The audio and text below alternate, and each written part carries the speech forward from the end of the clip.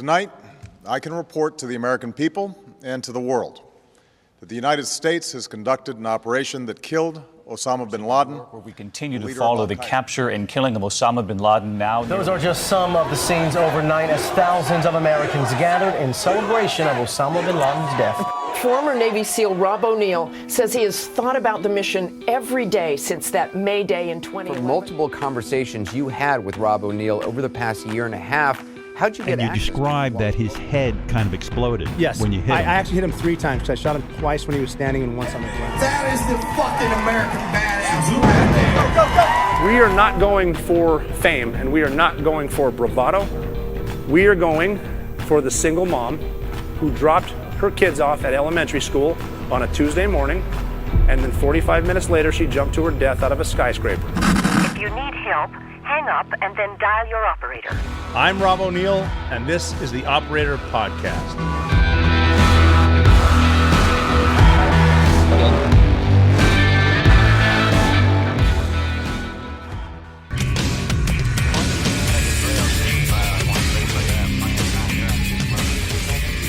Ladies and gentlemen, welcome back to another episode of the Team Never Quit podcast. As always, thank you guys for listening and watching, and please don't forget to hit that like and subscribe button wherever you get your show. So, today, before we get to our very special guest, let's kick it off with our weekly Patreon question. And this week, I think we've got a good one. All right, it's so we've got, who would win in an arm wrestle? You or the person next to you? That you're asking me? Between y'all two. Between me and Marcus? Oh gosh. All right, I'm gonna preface. I'm a righty, but I'm gonna preface this with a story that a lot of people don't know. I tore my bicep after the Navy, and it wasn't in combat, and it wasn't on a cool mission. I was bowling with my gay friend Joseph on his birthday, and I blasted my bicep. So I don't think I could beat Marcus in arm wrestling if I can't pick up a bowling ball. Oh my gosh. No, that was, and the surgeon was nice. He said, yeah, all the years of skydiving, the years of climbing and stuff and pulling on risers, it was just ready to pop, but it just happened to be at your gay friend's birthday party.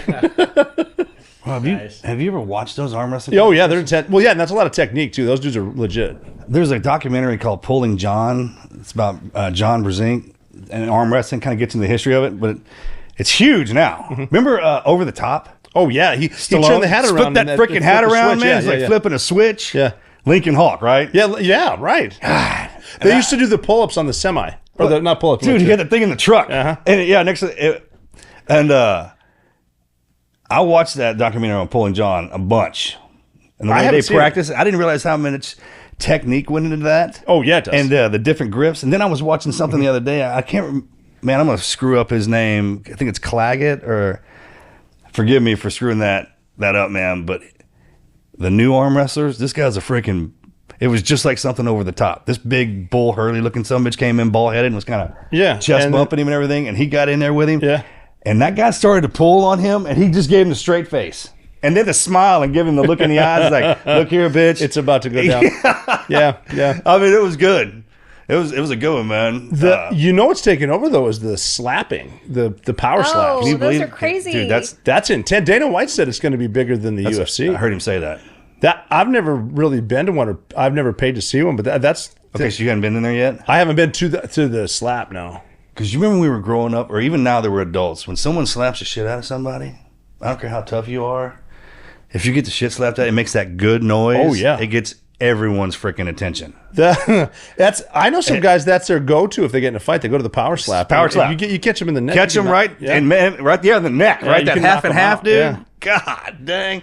It's some of them boys, got those freaking the cinder blocks for grips, man. And they chalk up. Oh yeah. Do they flip a coin first? Bro, I don't know. Because you're getting a hit from a pro and they're hitting you right in the money. Like they're hitting the spot. They're hitting the magic spot. It knocks people out. Oh yeah, that's how you. That's how you win. That'll put you in the hospital, dude. That'll get you release everything in your body. It's like a superpower slap. Hits you good enough, you can shit yourself. It's pretty good. That's right. I have no interest in being involved. No, I don't either. I don't. I think we're at that. I kind of grew out of that phase of my life. I'm not trying to say that in a bad way. It's just like, that happens. And we were UFC fans. Oh, and yeah. Just freaking knew all the fighters. I think it's great. But I'm just having trouble getting my aggression back into watching. Well, we were talking today. It's like, man, it's great to just wake up and stretch. Stretch, yeah. A good stretch. Yeah. You don't need to kick anybody's ass. We were talking about this. It's the easiest thing you can do. It's probably the most important, and no guy likes to do it. No one wants to stretch, but that's yeah. Well, shit. I mean, Marcus today asked me, how old are you now? And I was like, 38. Oh, wait, 48. I mean, he's sitting out there like it was nothing. 38. 38. And he's like, what? that's you. Well, you look good. No, 48. Okay, you look bad. Yeah, never mind. But yeah, the stretch is good. But yeah, so to answer your question, the arm wrestling, I don't know. I don't think I'm gonna try it. Were you ever a big arm wrestler? I like in high school, but nothing competitive. But again, too, it's with the technique. I got buddies that are. A couple of them. They got the big forearms, and I never got into it. No, but the power slap too. Then the Hunter, you might beat both of them. Hunter, you're an arm wrestler? No, I'm joking. Not professionally, but but let me tell you something. But the day you whip my ass in arm wrestling, we'll have a talk. Come on. I'm not scared. Well, is that what they were looking for with that question? Yeah, that's where he was going. You do realize too, there is a thing called old man strength. There is old man strength, and mine's kicked in 100%. And I knew the day it did. I saw it happen. But we do need an arm wrestling table in here. That would be. That's a good arm wrestling table. Yeah, and then the you got to need a bigger pillow for the patients to lay down when you're going to interview them. Bro, it's a great idea. Good idea, man. One of us should take it. How do you want to start this? How you want to play this one out? Well, I mean, it's exciting because we're kind of combining, because I have a podcast as well, and mine is called The Operator. Congratulations. Thank you. And I was explaining earlier the reason it's called The Operator is because if you're doing anything, you're operating. If you're managing a family, if you're the manager at McDonald's, you're operating. And I used to be a special operator, and I do whatever I do now. And I tell you my opinion as an operator, you tell it back. And also, Team Never Quit. Never Quit's a team guy thing, and I think I've signed that a couple times myself. And combining forces today for the greatest show on earth, I think. So Am I right, Mel? Yeah, for sure. And that term, man, that label gets put on us now. That started back with the ladies. The original operators, right? Mm-hmm. They were the ones that connect you with the world. Oh, yeah. Telephone operators. The telephone operators. Mm-hmm. I'm pretty sure that's where that term came from, especially it was for our generation. Mm-hmm. And that was the one lady you had to talk to if you want to get through anything. She's plugging stuff in for you. It wasn't like... So when you say that, man, we're not just talking about the guys, because the women... No. The original operator, yeah. And that's like, we're in an age now, we were talking about the power in your hand with the iPhones. Like, people nowadays wouldn't know how to use a rotary phone. They don't understand. Like there's not your phone. There's the phone, and there's the room with the phone, and you got the 20-foot cord that extends. Yeah, and your mom can strangle you with if she wanted to. Yeah, whip your ass with it. Mm-hmm. A lot of things that you can think double. Mm-hmm. Yeah, The original operators, like, you have to call someone and they would connect you. So we're doing a combined show today. Yes. We've got Rob O'Neill in the house. Came all the way from New York, right? To Texas. Yeah, of course. Great flight too. And this show will actually release on the Operator episode. Yes, we will. And on TNQ. All right, so we'll start out filling some questions that I always thought I would want to ask you, and you can, and then yeah. And I didn't bring any notes, but I'm sure I didn't either. Good. So let's make this will be a blast then. Sure. Yeah. All right, so we got the backstory of it. When did you sign up for Buds? When I tried to join the Marine Corps in 1995. Because I went to it was time to leave town. Like, everyone gets to that moment, time to leave town. So I went to the Marine recruiter. He wasn't in the office, and the Navy guy was. And I went in there to talk to him. And I had a dude that I went to high school with, because I went to college for 1 year. He wanted to be a Ranger, but he didn't get it in writing. And he's the one that told me, whatever you sign, make sure you get it in writing. So I told the recruiter I want to be a sniper, and he said, we have snipers in the Navy. Don't worry about the Marines. Got to be a SEAL first. Didn't know what that was, but I knew I wanted it in writing. So we had the Dive Farer program, which means... I remember it. Yeah, I can go in. And he didn't tell me that you got to go in as a corpsman. I didn't know that part. Is that what you started as? Yeah, but when I got to boot camp, so I got a chance to try out for Buds, and I passed the second try. That happened to me too. But they failed me on the first one, sit-ups. I failed push-ups. We had all those shots the day before. And Cottonmouth and I just couldn't knock them out. Dude, are you talking about in boot camp? Boot camp, yeah. I forgot about that. I forgot about boot camp itself. How bad that was, kind of brutal on some guys. Yeah, the shots and everything was boot camp. But there was that time where you go to pick your rate, and for people who don't know, a rate in the Navy is your job. And all it is you go to the second floor of this building, and there's the corpsman room. And I decided I don't want to be a corpsman. I'm going to find something else. And I just did. What's the shortest one? Well, PR. It's in Millington, Tennessee. It's like 2 weeks. you go right to buds after that. So I went there and said, hey, I'm here to be a PR, and they let me. I just kind of talk my way. PR in the Navy stands for Air Crew Survival Equipmentman. Which has no PR. That's military. They called them parachute riggers. But so then I went to Millington. I learned how to sew from a huge black staff sergeant in the Marine Corps. He told having a big man to kick your ass, teach you how to wind a bobbin. You realize there's some skill here.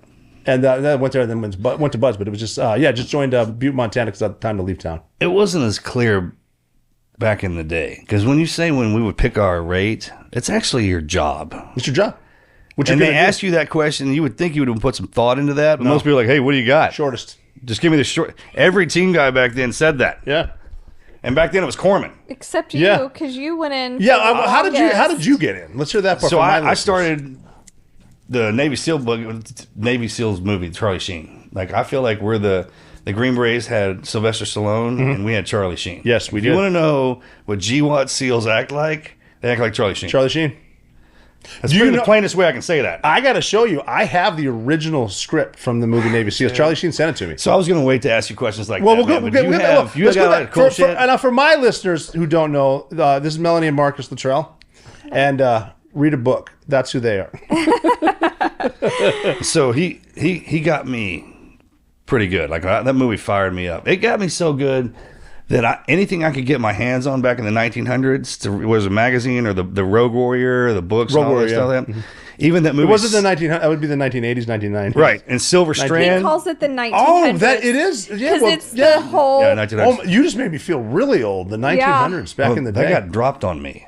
Somebody said that to me personally, and I felt it. So I was like, okay, so I'm from a different time. Yeah, I am. You realize that if we were Marty McFly, we'd go back to 1994? How about that?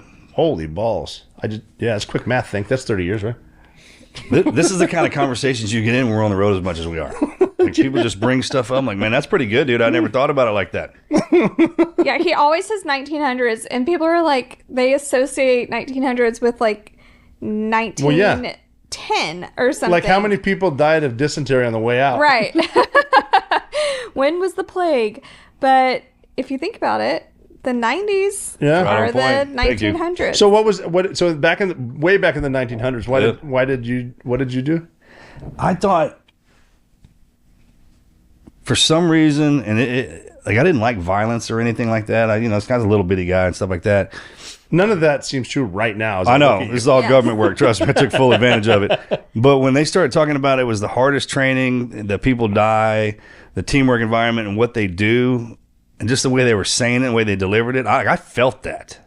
Like it completely changed the way I viewed everything. The way I started studying martial, anything I could do to get in there, what I thought, because we didn't have any information. Like, hey, study this, do this, run this, learn how to do this. And we just kind of, it was such a mystery back then. I didn't know pull-ups were hard. Bro, I joined the Navy. I went to the park and tried to do pull-ups. I could do like one. That is exactly when I found that out. Like I already signed the contract. On the screening day, I always told myself, I was like, oh, hell, I can do pull-ups. Those are easy. They're simple. Just pull yourself up. How hard is that? They're not. No. Especially with long arms. That's hilarious. You got the little guys. Same thing happened to me, man. Yeah. I was like, I can, the run, the swim, I'll have to gut that up. Pull-ups, no problem. Especially, and I'd never done it all together. Mm-hmm.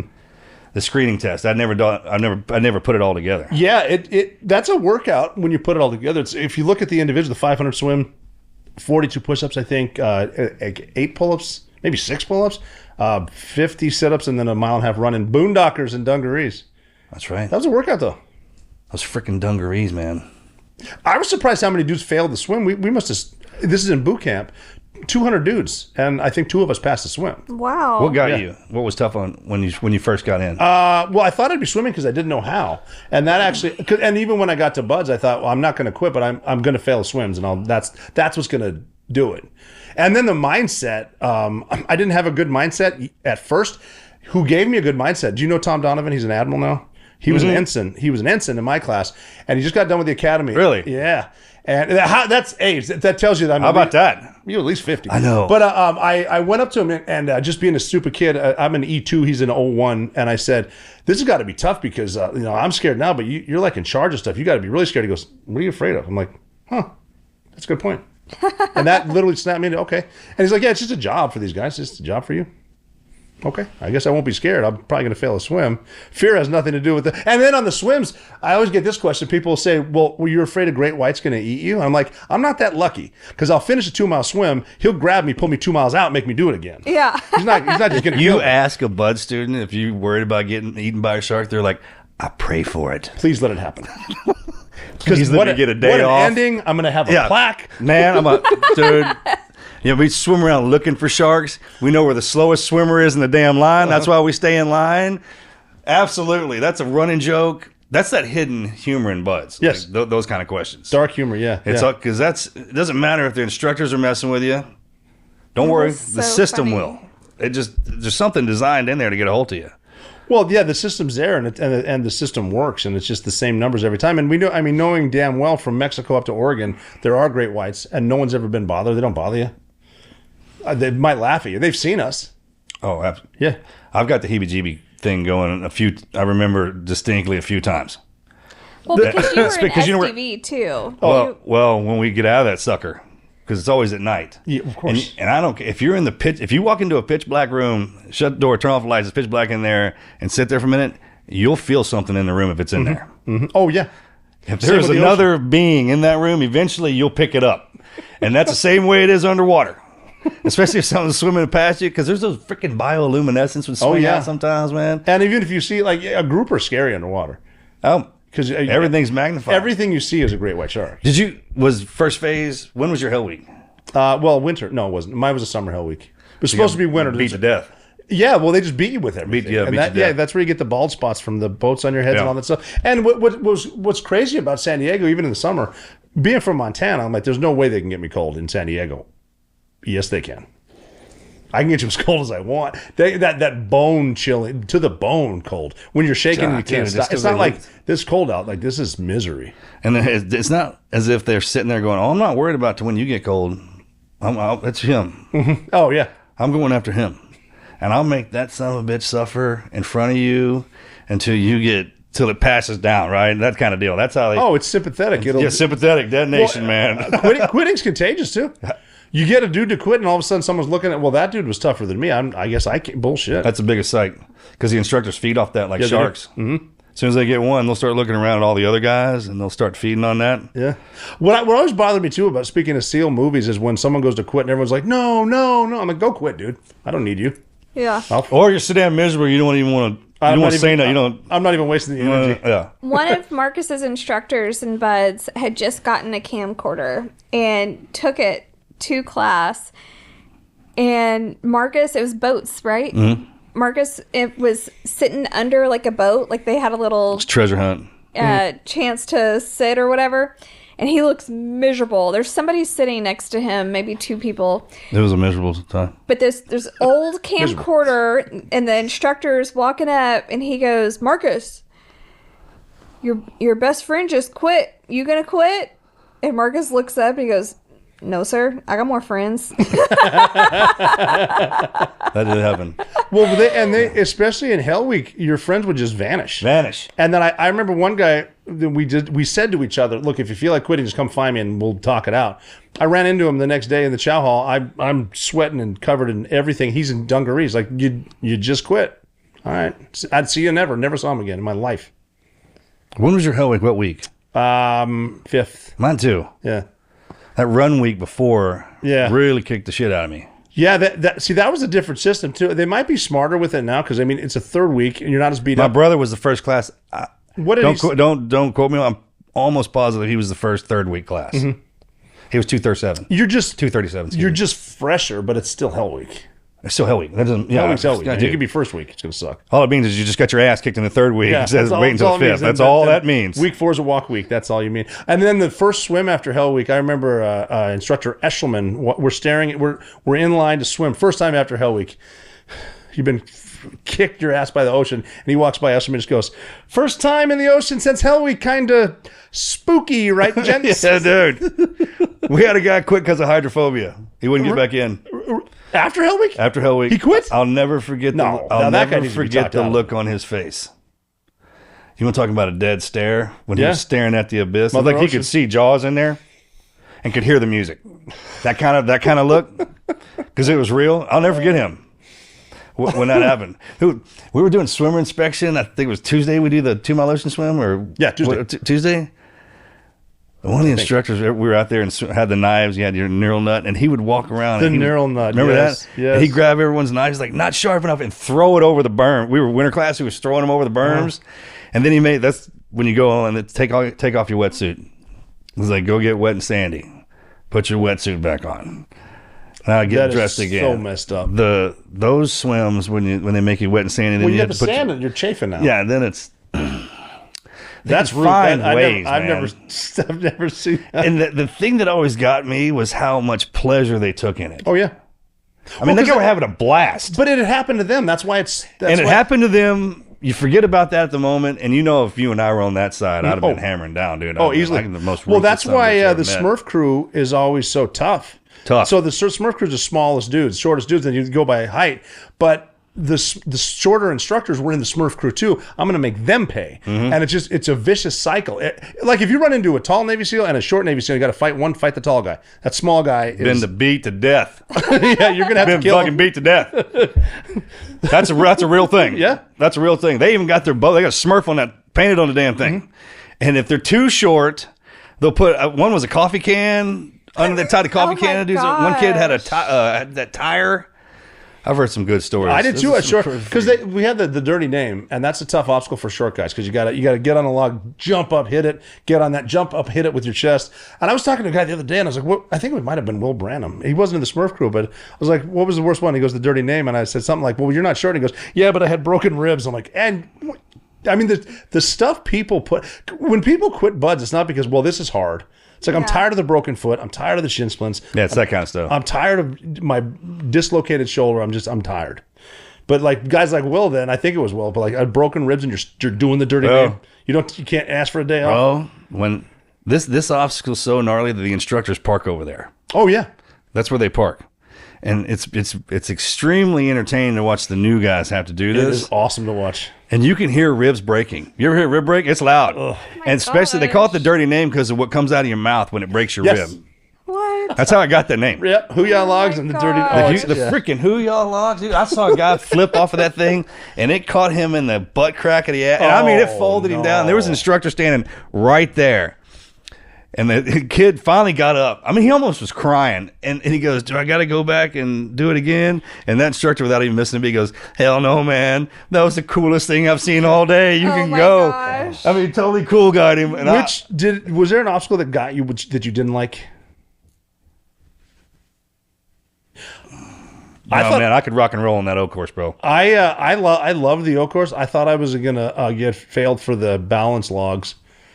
Okay, I wasn't gonna say that. I had a hard time with those things. I would try to run across them as fast as I could just to get over with. I used to take 2 steps and jumped because they roll. All you got to walk across these logs that can roll a little bit. You'd be surprised how bad that kick. Of course, the smart class, we go out there and try and wedge the log and do all that. Like the instructors don't know that trick. Yeah, it only worked quick. You have to get past it. But I could. I had an instructor actually teach me how to run the O course. That was nice. It was, man. It was. Wait, to pull you aside, or did you? Yeah, really. There was 4 of us. There was 3 officers and me. I kind of got lucky with them. They were trying to keep the officers, the broken off. They were great. They got busted up, so they keep those guys around. And I just had happened to wander into that crew, man. And he's like, "Come with me." And he taught me the trick to the weaver. The weaver. Yep, I got instruction on that too. Man, the weaver's you need to know technique. You got to have your technique on the weaver, man. And of course, the commando climb and all that stuff like that. Because I was taller, I could rock and roll on that. Yeah, I didn't mind that at all. And the dirty name, I could hit that with my feet. The dirty name was simple. I enjoyed it. The balance logs and then the spider wall at the end just because forearm. Well, I love the cargo net. I could slide down that son of a bitch, dude. And I wouldn't even put feet on the damn thing. Just go down. Yeah, that was a great. We get in trouble for that. Yeah, well, put your feet back in the net. 3 points of contact. We did have a dude sand dart off of that and off of the slide for life. They have a net under the slide for life now, don't they? Okay, but I heard if you fall into it, you're out. Okay, that's good. That's fine. When they told me that, I was cool with it. Okay, that's fine. I didn't know that. Totally cool with that when they said that, and I didn't know. That's a relatively new I didn't know that. Piece of information I got. That if they hit that net, they're out, which is fine because I had a guy, Conan Dunn was his name, and he looked like Conan. I'll never forget this dude. He fell from the top, hit the bottom. Instructors thought he was dead. He just stood up, shook it off, and was like, oh, and walked away. And then I think the next time we were running it, some kid fell and broke his arm and his pelvis. He had to hit one in the kickstand cast, and his mom was picking him up. That's how tough this dude was. That first from Conan. Oh my gosh. He's a beast. Yeah, and if he fell off, does that count? Like you pass? They didn't go. They didn't even. But he took it. He took the fall, man. He hit the ground and he knocked the wind out of him. He was like, oh, he finished it. Yeah. We were just like scared to death. This is like back in the white shirt days when you didn't know what the hell was going on. People, you could climb the obstacles, and I'd say before you get your brown shirt, really, there are parts of the obstacle that you're so tired, like your hands can just quit. Well, because they make you go upside down instead of commando style, right? And that burns your guys forearms. are just freaking just dropping, man. I saw them out there with the white shirt stuff. An instructor thought this kid looked at him wrong, and he made him he made a bear crawl and low crawl from the out course to the ocean and back until he quit. And the only reason he quit is because like he physically broke him. Yeah, like his body was broken. Oh my gosh. Yeah. During Marcus's Buds class, Dick Couch was following it and wrote a book about it. Yes. What was that called? Warrior Elite. The Warrior Elite. Yeah. I didn't realize that until just a couple of years ago. And I was looking through books in his office. I was like, this says class 228. And I sit down and read, and I'm like, oh my gosh, this is about your Buds class. There's literally documentation of my entire existence in this show. Good. They did that a couple of times. We had they did one for the class, I think 206, and I was 208, and maybe 205, right before us. And then they made them. This one sucked for me personally. They made the movie G.I. Jane. Yeah. And so Demi Moore was out there right before we got there, and then her name was O'Neill. No. That's right. Yeah. That's right. I didn't hear about that at all. They didn't give me shit about that. I happen to be a big Demi fan. Yeah, I thought that was a fun movie. I have no complaints about that lady pulling that off. I thought it was pretty cool. I'm just saying. Yeah, the only she can do whatever she wants. Completely far-fetched movie, and I love how they had him eating out of dumpsters. But people don't understand when Buds, they like one of the biggest problems is eating too much. Like, I want these 5 cheeseburgers, we got a 4-mile run after Yeah, this. we did have the best food. Yeah. They had everything in there. And the chow runs were your only break. There was a couple times we had to do the rush through, but for the most part, the way they kept us going was food. Mm-hmm. Yeah, it was good. Good eats. And it was. So what team did you go in after? I went to SEAL Team 2. Did you pick that? Yeah, because when you're Why? Because the only thing going on was Bosnia, and that was their AO, area of operation, and I kind of wanted to get into that. So, then the advice I got was pick a coast. So if you want 2, pick 2, 4, and 8. Whatever you do, do not put SDV anywhere on your dream sheet because you're going there. And some of the guys got talked into volunteering for SDV because they get free fall. Mm-hmm. Yeah, you get free fall. They definitely sweeten the deal with it. But then you go to SDV. How about those car salesmen? Used car salesmen to get you out there with that. Hey, I got some free fall over here for you, man. This is before everyone had it. What does that mean? To jump out of airplanes without... It was a good deal at the time. Yeah, sweet deal. You get it because static line, you hook up to it and you do the Army jump with the rounds, but free fall is like when you skydive. Okay. And they didn't give it to everybody yet. Had to do at least one. That's how they get... Okay, just real fast. I know what you're asking. That's how they get us. They bribe us with these schools to make us actually better. And it's sniper school, comm school, free. Yeah. And free fall was one of the biggest ones everyone wanted. If you were a young guy, you were definitely not getting it because there was guys who had been in the teams for 15 years that were waiting on a billet. Still hadn't had it. Yeah, this is before they created our own school for us. Okay. Yeah. That's way smarter now. Correct. Absolutely. Yeah, we streamed. Yeah, it was just a good deal. I think the big 3 when I went through were free fall, sniper, and comms. Yeah, that's the 3 that you need. And then breacher took over once the war started because then you got to breach everything. Was Rudy the Master Chief there? He had just left. I've got a good Rudy Bosch story because he was the CMC, the Command Master Chief, for 26 years. No one knows that. But not just he wasn't in for 26 years. He was the Command Master Chief for 26 years, right? So when I got into SEAL Team 2, I didn't know that. Yeah, and like they have the Command Master Chief plaque. There's all the Master Chiefs, and up front is Rudy Bosch, like bigger than the plaque. I mean, think about that. When they would come in there probably trying to move him, he'd be like, "Fuck, I'm not going anywhere." He's a legend. People would come in, Master Chief, I have a question. What's that? Where's the barbershop? Roger that. Check the watch bill. But I checked in on a Friday because I figured if I check in as a new guy on Friday, they won't notice I'll have Monday to get my shit together come on Monday. And so I check in late, like right at Liberty Call. And they said, well, hey, all the guys are at the office. They want to see you. And the office is JB's. That's a stop list go-go, not topless. It's stopless with the little Oh things. my gosh. But they would say the office because guys say, yeah, we're going to the office after work. And so I went there, and somebody said something about there was a guy there, a senior frog, and they said, go tell him you don't know who Rudy Bosch is. And I'm a new guy. I honestly didn't know. So I walked up to a drunk team guy and told him. Oh, perfect. And he'd been in team 2 for 12 years. And I said, I don't know who Rudy Bosch is. I'm one of your new guys. That was a long night. Oh, That's how you said that? I didn't know what I was talking about. Okay. Because I went through buds with a guy named Bosch that didn't make it, and I thought it was his dad or something. Did they just get you wasted or what? Oh, they beat the shit out of me, literally, physically beat me. Oh my They got god. me We drunk do that. first. Hey, and man, and then the bad news was we're going to a house party and that's where they start to beat you. So they beat up 3 of us. Oh my god. You think we work hard? We play hard. And that, when I mean it, it's kind of like that stuff. Mm-hmm. And you got to figure these are seasoned team guys. They're all single, and they've been drinking all day. All day. So they're in the mood. In the mood. Yeah, the office. But yeah, Rudy Bosch, 26 years, and then he was on Survivor. One of his great Survivor stories, too, because the dude Richard won and Rudy took second on the original Survivor.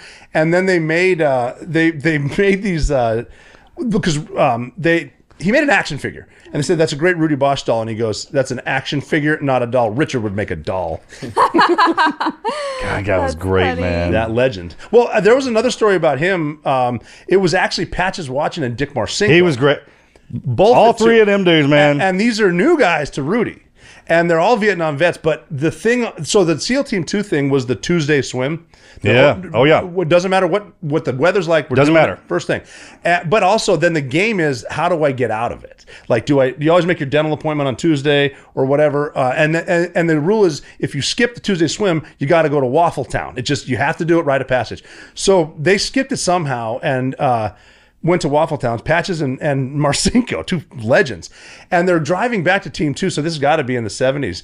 And they hear a radio competition, whatever, and one of them goes, oh, I know this. And they pull over, get a payphone, call. They win the damn contest as they're skipping the swim, not realizing Rudy's back in his office listening to the radio.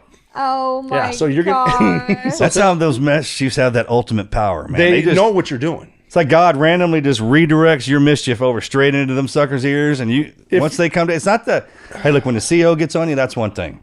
When that sucker walks down on you, the CO might be nice. Freaking all over with. Master Chief don't give a damn. No. Oh my god. Freaking kill you. It's like you go into that dark room, pitch black, and there's a Master Chief in there, you're gonna know it. You're gonna know it right away. God, and it's not gonna be quiet.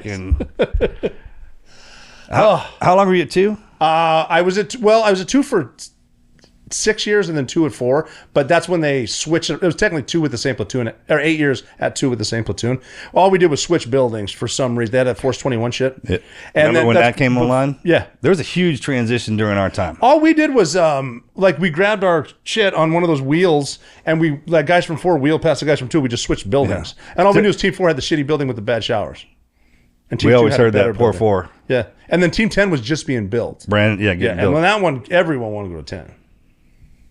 It's a nice building. Did you? I would have, but I screened. I went across the street. Oh. Okay, so Team 10, we didn't have that. And 7, this is how you could bust somebody if they weren't real team guys.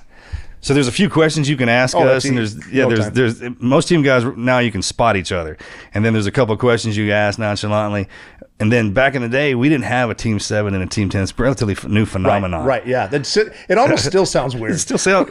Thank you. Okay, I kind of had that feeling too. Yeah. I was like, hey man, is that a reserve team? No, they've been at war for 20 years. And they'll always be the rookie teams, even though they're badass. They've been through everything until the other ones come online. Mm-hmm. For sure. Yeah, when they came up with at 6 there's the squadrons, red, blue, gold.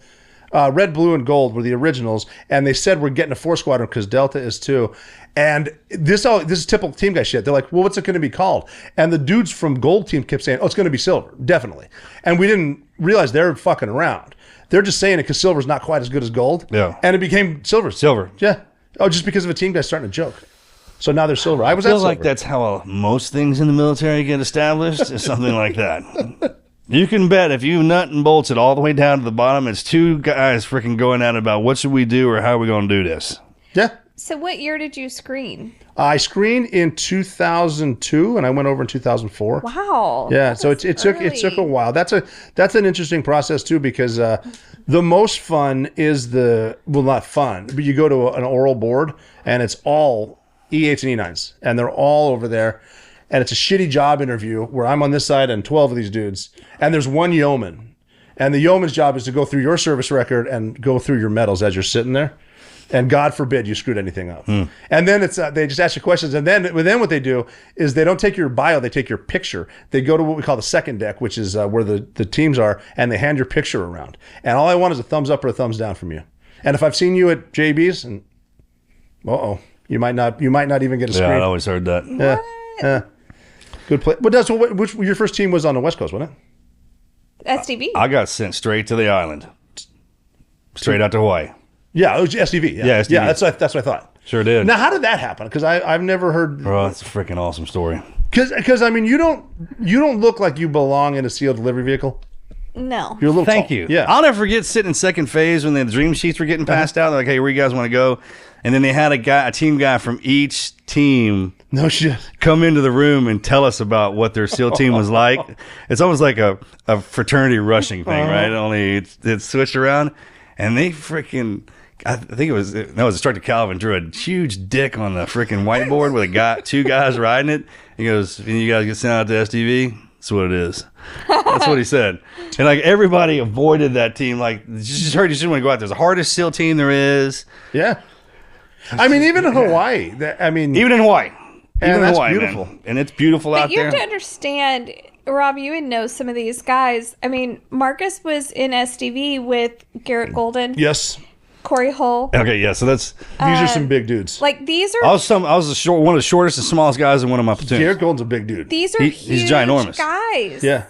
And they have to cram into this tuna can, and Bro, in the dark. So when I found out I was getting sent out there, I was actually at Bragg. I was at Fort Bragg with the Army. I was cross training as a medic. I was a corpsman. Yeah. So for those of you who don't know. Yeah.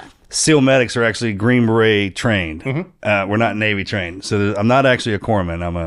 I'm a medical. Great point. Yep. 18 Delta. 18 Delta. Thank you. And we were all. I mean, the whole battalion was sitting out in front of the. I can't even speak Army. Listen to that. Was sitting out in front of the schoolhouse, and the SEAL instructors were coming out. We were fixing to go do PT, and they're like, "Hey, all you SEAL pups, check it out." He goes, "We got your teams in here." And they started going through the list. Downs, you're going to 3. Freaking team 1. They started listening, and they go to Trail. And I was like, hoo-yah.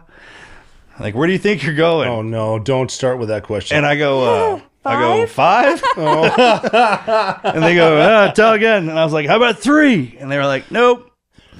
But it has 3 letters. Oh, no. And I go, Dev group? EOD? I hit him with the Dev group, and the dude goes, drop down, smart ass. Dev group? Oh. He goes, you wish. He goes, you wish, drop down, smart ass. And I was like, all right. And they go, SDVs. And I was like, sweet. Is it at least Virginia? And they're like, Hawaii, aloha, motherfucker. And then that was it. And I was like, Roger. Now, is that a better deal? Yeah. Because, I mean, Virginia, they had an SDV team out there. And for everyone who doesn't know, can you explain what an SDV is? So it's, imagine it's a mini submarine. Take a submarine and shrink it down. Only the difference between a submarine is it's dry inside and you can move around. And the SDV is completely full of water. I feel like that's not really a good way to say it because the submarine is so huge that you think a mini would still be big. Yeah, this one's about the size of 2 golf carts. This is small. Oh. This is a tiny vehicle. Or 2 of your large TVs in your house. Imagine cramming a bunch of us in there. And like I said, when I got out there, they were pulling guys. And my first platoon and my sister platoon, I was one of the smallest guys there. They're freaking animals, man. How did they work that?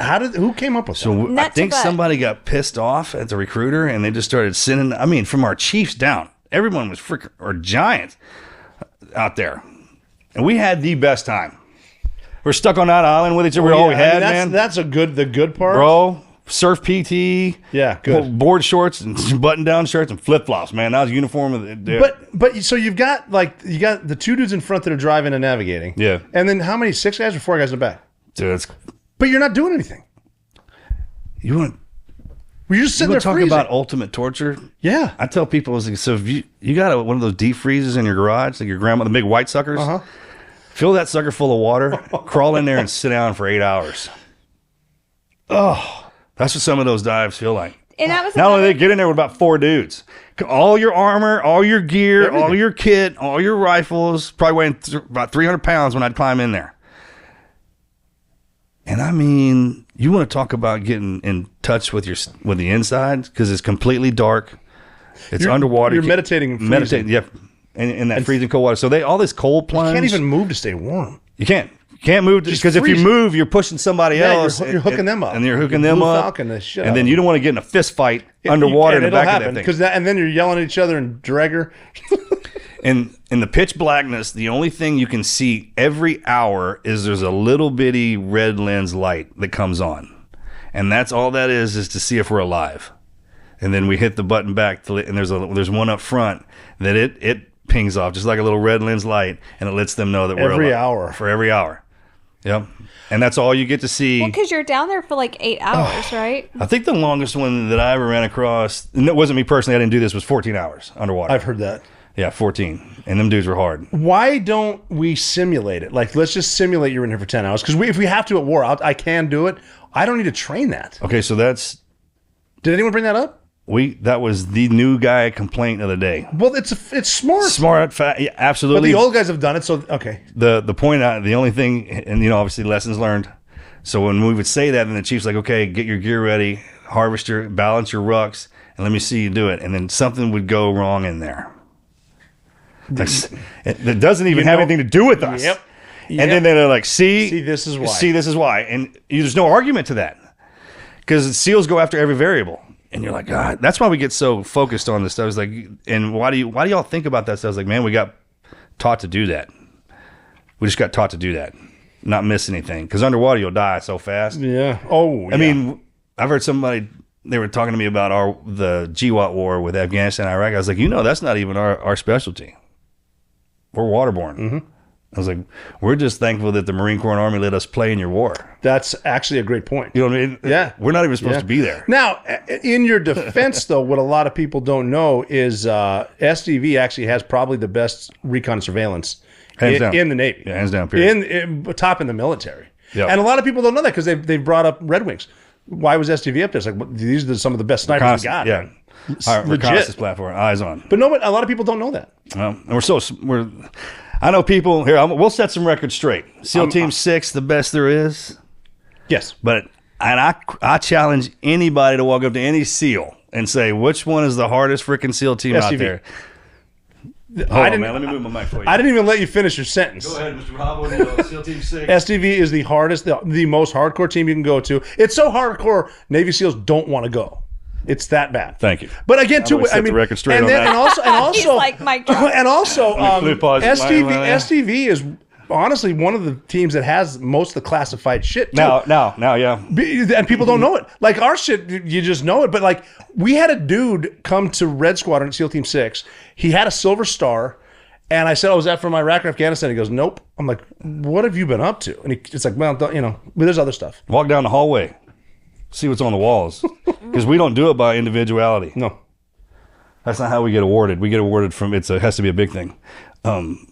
What do you do in the back for 8 hours? You just count? Okay, so the first couple times when they put me in there, because I was a smaller one, so they would put me up my back against the canopy and put the bigger guys in front of me.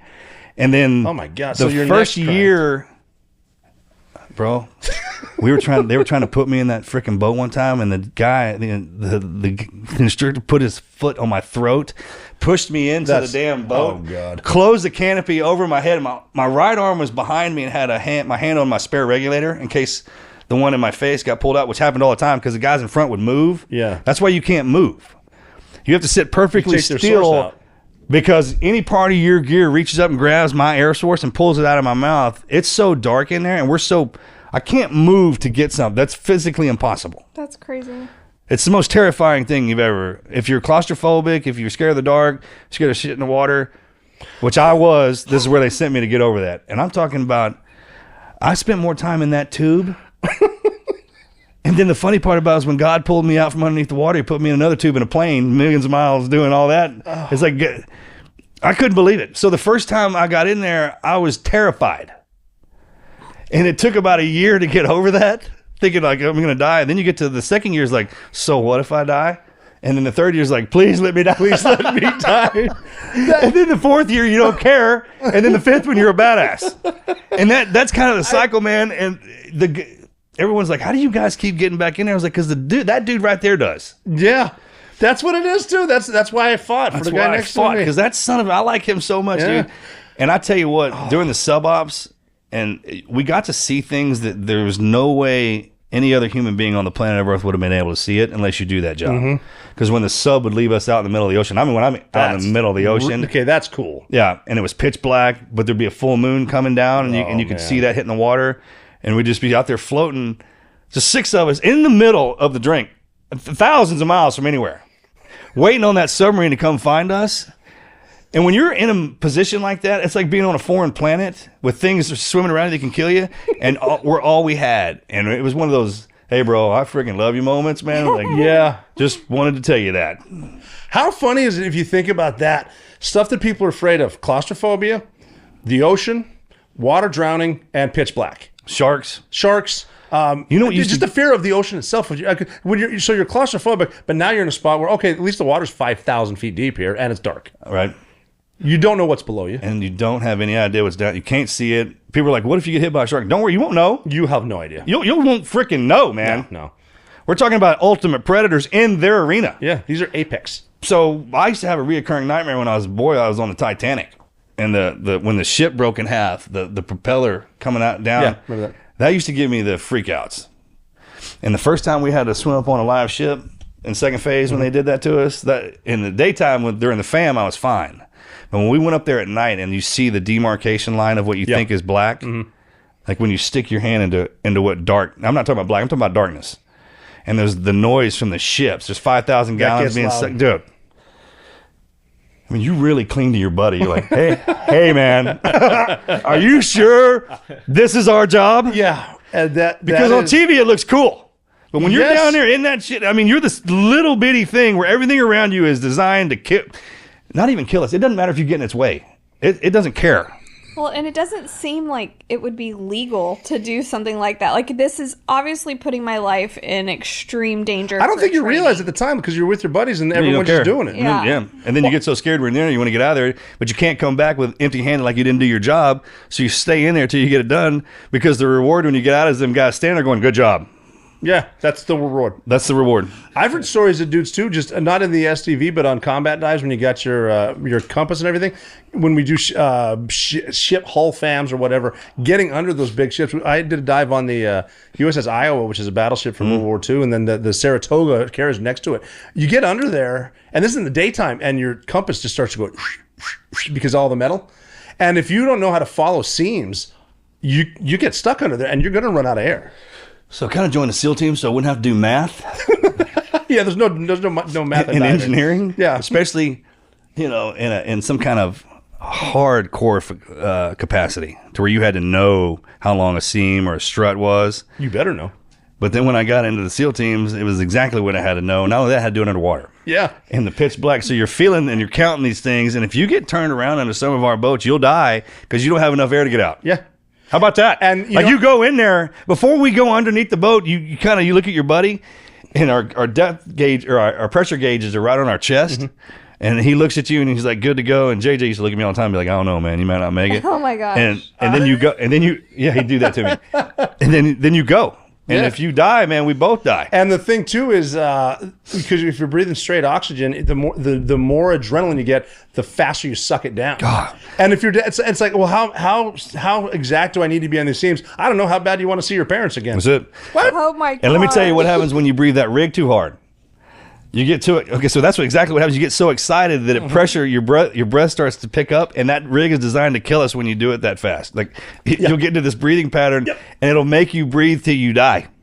It's a sweet gig. They call it a widowmaker. How about that? And we put that damn thing on every day. Every day. One of my favorite things, though, once I got to the elite position of diving supervisor, I was able to stand out there, and what you have to do is you give people their checks before they get in. And when you're breathing straight oxygen, because it goes out at an exhalation, it goes through a scrubber, soft lime or Sodasorb, comes back up as O2, so you breathe it. But in order to get pure O2, you need to purge out the nitrogen. So you have guys stand there, they're swim buddies, and you inhale and you have your mask on, exhale through your nose, it comes out your mask. You have to breathe it out. You have to breathe it all out. And then, so now you're done, and you're going to be finning in the complete quiet for the next 4 hours. And so what I would do to guys, I check them out, everything's good, and go, all right, guys, you're going to have a good dive. Oh, real quick, rising up, push them in. So they're singing Eye of the Tiger for 4 hours. Oh, my gosh. Just spinning. And you can't stop. And then you argue with tell you something, you can hear them doing that. Yes. Underwater, that's what you can hear. hear. And I mean, I've seen guys. When you argue with each you other. can hear them saying, quit humming that damn song. I'm going to pitch black water. You can't see the dude, and you're actually touching him, but you can't see him. That's so funny. Yeah, and you got when you're diving to not in the STV because I've never done that, but when you're going up on a ship that's docked, the closer you get, you can hear the barnacles clicking, and you can it's like being in a place where you can tell something's there. You're swimming up on a huge ass ship, and then as the driver, you locked in and you're staring at a depth gauge and the compass counting your kicks because you can't use GPS down there, and so you're doing all this shit, and the guy above you now, he's got to put a hand above you and his hand out because he's going to protect you. He's the one reaching. He has to reach into. But now you're swimming like this, hauling ass, hydrodynamic. This asshole's up here. And so you're like doing this number, and you got to make sure he doesn't hit the ship. Yep. And I've done it before where I kind of slip up, and all of a sudden he goes head right first into it. a Navy You can ship. hear that too, Boom. man. Ding. And then he yells at you. That is terrible. But it's silent. There's no air. So even the fish, they just think you're a clumsy fish because they're scared of the air sometimes. Yeah. We sneak up on them all the time. That is terrible. That was one of the coolest things when we got good enough to do that, when you could sneak up on fish. Mm-hmm. And then they just thought we were a part of the system down there, for sure.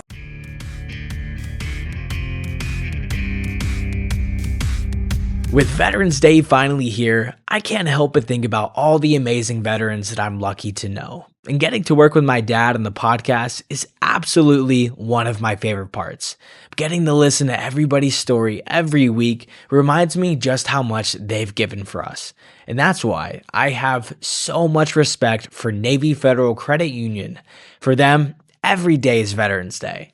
They've been serving the military community for over 90 years, helping veterans with exclusive rates, discounts, and perks. And because nearly half of their employees are connected to the military, they truly understand what veterans and their families need.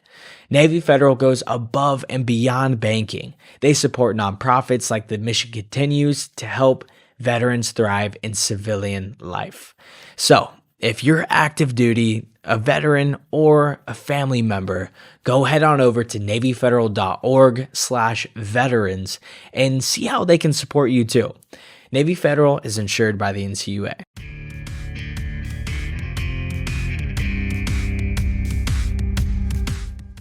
So what was Hawaii normal day at work? What was that like? It was awesome. So we usually wake up 5:30, 6 o'clock, roll in at 6, start 7, but you had PT in the morning till 10. Mm-hmm. So you had to do it. And then was it organized, or could you do your own thing? Throughout the week, it's separated. So in the first one would be a run. You could do it by yourself. Then Tuesday, we'd all do it together. We'd have ocean swims. So Huia Fridays, you'd have to swim around Ford Island, where Pearl Harbor having, and then we'd have to do the 13-mile AIA loop run. And that was your Huia. That's legit. Yeah, it was legit. That's a cool workout. It is. Probably the most in shape I ever was. Because then we had to play water polo certain days. And then underwater we played hockey. Underwater hockey in the 10, 15, and 20-foot sections. Mm-hmm. Then we had weighted volleyball. I didn't play that. That sounds cool. We had to play and I would always get the runs. Big on running, man. Yeah. Out there. And then obviously the gym. Yeah. Guys usually with the workout you had to do with the team in the morning, and then evening PT was on your own kind of deal. Expected to go in there. And then it was on an island, so all the single enlisted guys, we just had each other. Where do you go? In downtown. Okay. And he'll go down to Waikiki. I used to like Duke's. That's where we start. Yeah, that's every a good new place. Well, that's your hunting ground right there, Pods. Yeah, I know. There's your hunting ground right there. Duke's, and then there was a spot in an alley called Fatty's Chinese Kitchen. Yeah. That was a good spot, too. And then the Country Western Bar, they actually had ones called Nashville's. And that sucker was open till 4 a.m., bro. Oh, that's the last thing I need. Absolutely. I went out there one time. We did a pretty cool training mission where we took a private jet to jump out of and then get in. Oh, no, sorry. We landed a private jet. We had our suitcases with our parachutes. We got on a puddle jumper and then flew, but then we jumped out of that and linked up with the boat and whatever. But we got to hang out in Hawaii. That's why. But it's the only time I saw the SUV. It's a cool place. It's a great place. It is. I mean, to be stationed out there, because we got to do. I tell you what sucked is when we had to leave to train because it was so far to get anywhere. Yeah. What would you C-130s? Yeah. Oh, can you believe that? No. Dude, we'd have to dirty herc it all the way back to California and Guam sometimes. But then we started going to the other islands. And then when you guys would come into town, we could play with y'all. And for the most part, we had Marines up at Schofield and the Army and the Air Force bases. But our training was so intense. The dive phase was eight weeks long, and that was all SDV intensive. Yeah. Just getting ready for it. And then you'd go into months of that, and then we'd have to do the backfill with the CQC, and then the wars kind of dictated. Once we find out kind of where we were going, then they drop us into that training block. Mm-hmm. But because we are a waterborne platform, they always made sure we were ripe on that. Good, yeah. Well, that's what we were too. And guys would bitch about it, but then now when you're at our age and you look back at it, I'm glad. Like, you see the skippers actually know what they're doing. Yes. And you take that for kind of granted when you're a young kid because you don't give a damn. Yeah. You know, it's the old man. I mean, he what's he, like 70? What does he know? Yeah. Knows everything. I'm just doing my thing, you know what I mean? He knows everything, and he's only 38. Yeah. And out there, when I got to SUVs, we had the best skippers. Mm-hmm. And they were freaking hardcore. When I checked on it, was Thompson. Okay. And he had a reputation for being, we're going to dive after church.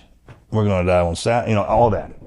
And then Losi came in, and DeGhetto, and just the lineup out there. You'd walk around every platoon, all the chiefs. You could just, and then they slipped us some dev group guys into training, especially when 9/11 hit. Yeah, I mean, this is when we really started for like close doing all that reconnaissance. When you guys got y'all's deal, once kind of orders came down on what your job was, like staying in your lane, and they were like, well, obviously you guys are reconnaissance. Well, we started hitting that hard. They would take us to the Big Island to simulate Afghanistan, and the Big Island was worse. Is it really? Man, it whipped through. They drop us off in those volcanoes. This one helicopter, I don't know how she did it. I'll never forget. I didn't know her name, but she was a 60 pilot. She landed inside this lava rock off the side of the volcano. I don't know how we still to this day don't know how she landed in there. And they dropped us in there, bro. We're in there for fucking 4 hours trying to get out. Oh, gosh. Guys were so mad. Her rucks were about 100 pounds. Guys were so mad. They were like, leave it. Just go. Somebody get in a fight. What's the because the mountains of Afghanistan are no joke. What's the difference in like texture as far as so it was that difference between that porous rock, which you can't slide down, like you can't touch that without it'll rip your gloves right off, kind of deal. So that's that real slow movement. When in Afghanistan, you know, once you get good at bounding, then you can move. Once you know how to move, like Billy Goat, wow, see those mountains, and you can get it. The lava rock's a little different, I'm sure, because it cuts everything. It's just every edge is a sharp kind of deal. So it just sucks. It sucked. You know what I noticed too? Well, like you said with the water stuff, like we always were training on the hostage rescue at sea type stuff, which is who else is going to do it? Like that's our thing. So we do it a lot, and we train it. We'd never done it before. 1980 till 2009, it hadn't been done one time, and we've been training up on it. And what we really realized on the Captain Phillips rescue was the training scars, because you do stuff like this is the way we've always done it. If you don't do it for real, there's safety aspect, and I think we get a little too safe in training sometimes. You need to put it out there. One of the things I noticed though, other than the shitter got full on the flight over because they had put one shitter in a C-17, and that's a different story. But I was the lead jumper on that and we'd done this. Best parts of the story though. That's a great point. I can tell that story if you want. But when we got there, because we jump off the coast of North Carolina all the time. And there's safety boats on the drop zone on each corner, and they're spinning so you can see the water being churned up. This is our drop zone. We jumped out because we sent the boats out, and then we did a racetrack. And then I'm the lead jumper. I jumped out. There were no safety boats, and I couldn't find anything. So that's different then, you man. need to find those HSACs there, and it's a day jump. Yeah. So there's a glare of the sun. That's how you need to train. No safety boats. Put the boat or have the boats out there, and you jump and find them on the way down. And you've only got about 5,000 feet to find them. No, you said something good. I'm like, hey man, safety will kill you. Yeah, there you go. That's brilliant. Safety, and it sure will. I never thought about it till you said it like that, man. But look, there's stuff that happens to us out there. Yeah. The safety boats safety gets in the way of it. Yes, it does. Well, I want to know what it was like when you. How'd you hear about Dev Group? I heard about it because when we first got in, we heard it had been decommissioned as a new guy. It was 6 then.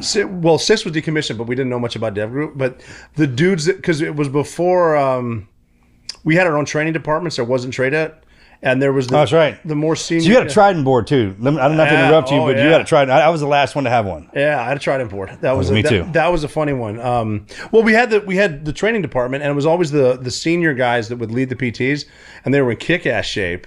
Yeah. Because they're training for green team for selection, and then they would just vanish, and then it's like, okay, those guys are going over 6. How about that? Even in our community, man, guys, we didn't even know they would just vanish over to that team and really never see them again. Never see them again.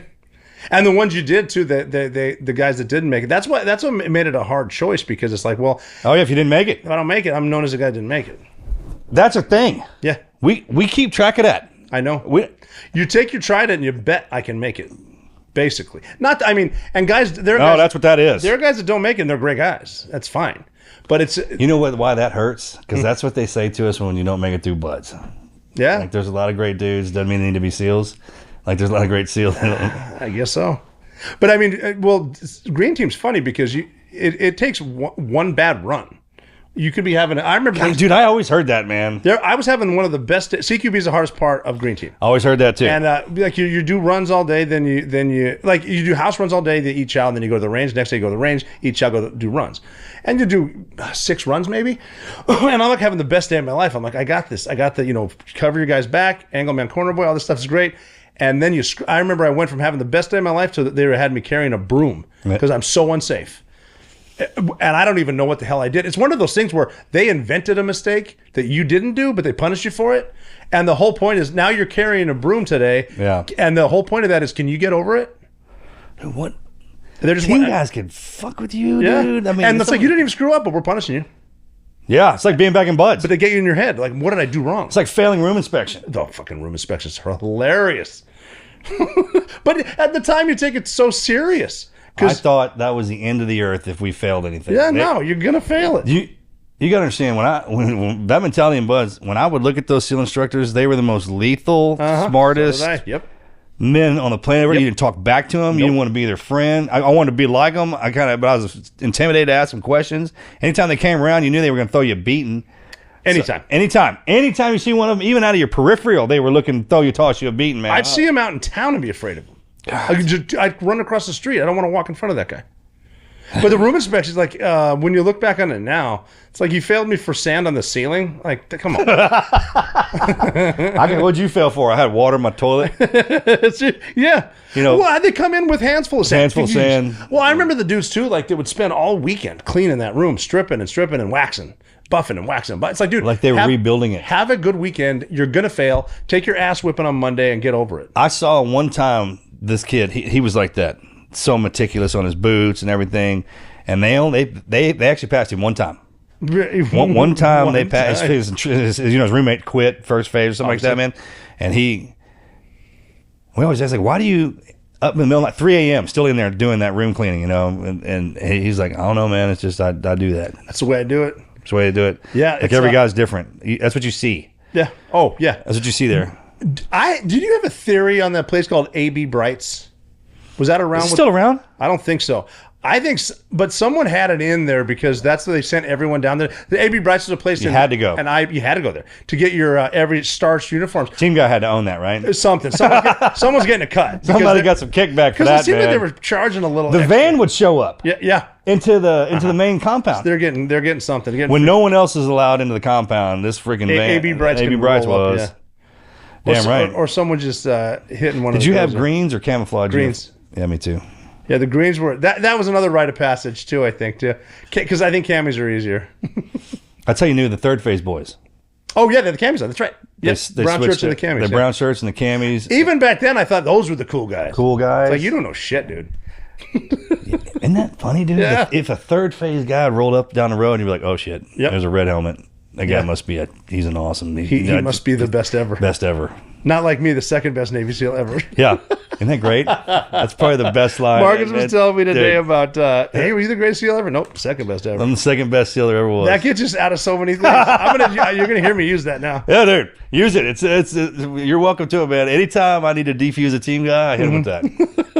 Because you know our boys, man. They can beat on your chest, man. But we were saying too earlier, just intriguing was safety will get you killed. That is true. Yeah, I never heard it said like that till you put it out there, but that's a great way to do it. And now what happened was I started thinking about all the safety stuff that we go through, certain pipelines. I'm like, man, some of that stuff got in the way. You know, having to that first gunfight, prime example of what I'm trying to talk about is like I was trying to jam my mags down my shirt instead of fighting. Because of a training scar. Training, yeah. We used to do that, didn't we? Yeah. I forgot about that. That was in one of my debriefing points when the Air Force pulled me in and did my JP8 debrief. Yeah. They're like, what were your lessons learned when I was going through SEER, when the SEER guys got me? And I was like, I'll never forget in that valley trying to shoot and then changing a mag and trying to put it down my shirt. And there were so many mags already in my shirt. I had it because my blouse tucked into my pants, right? So we were always taught to jam down. Yeah, I remember that. And I was trying to jam a mag in and it wouldn't go in because the other ones were getting in the way instead of actually going online. And in my head during all that, I go, why am I trying to do this? Yeah. And I pulled my blouse out and dropped all my mags. And can you believe that? Yeah, I can. And you wouldn't even know that until you got into that that's situation. the muscle memory of training. That's the whole thing. Even on a static range, when you do a mag change or you drop a mag, you don't grab it. You just leave it there. Leave it. Go, man. You got to get the gun up. Even in a gunfight, if a buddy's hit, you got to win the fight first. Yeah. I mean that has to be taught. Yeah. Don't worry about that sucker on the ground. If he falls right in front, so what? Yeah, you got to win. You ass better keep going. You're going to be next to him. Yeah. Because if he tries to get up in the middle of all of us, man, we're all going down. Wow. That had my helo lanyard got caught up one time and pulled me ass over tea kettle. And I was in the middle of the stack. And they ran over me like I was freaking nothing.